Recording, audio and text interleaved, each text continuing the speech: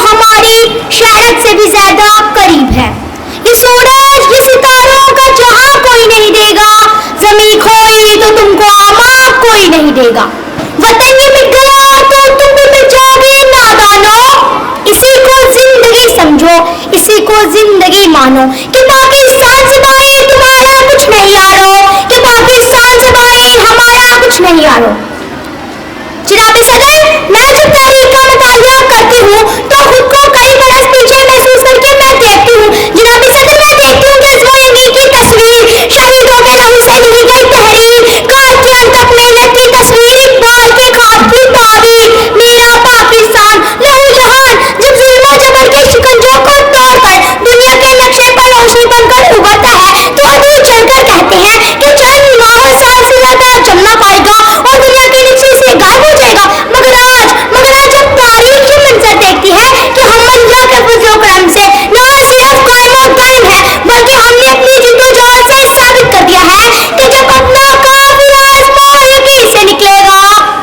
جب اپنا قافلہ آزمائش سے نکلے گا,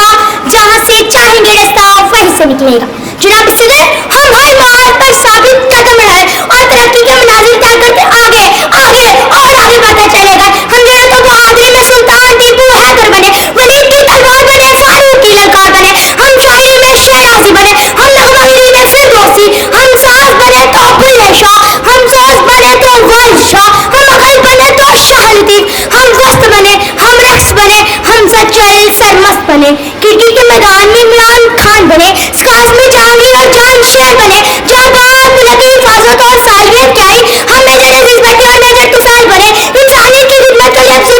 ستار عیدی بنے, قائد کے سپاہ سالار بنے اور دشمن کے لیے للکار بنے. جناب صدر, ہماری افواج آج بھی اپنی سرحدوں پر سرسا پلائی دیوار بن کر کھڑی ہے اور دشمن کو یہ پیغام دیتی ہے کہ ہم وہ قوم ہیں جو جڑ سے جبر مٹاتی ہے, دشمن کو مار بھگاتی ہے, جو جڑ سے جبر مٹاتی ہے, ظالم کو مار بھگاتی ہے. ہم موت کو آنکھ دکھاتے ہیں, ہم دیکھ سے کب گھبراتے ہیں, اقبال نے بھی فرمایا ہے ہم تو اب سے بھی مل جاتے ہیں. جناب صدر, ہم زندہ قوم ہیں اور زندہ قوم نے اپنے وطن کی خاطر اپنی آن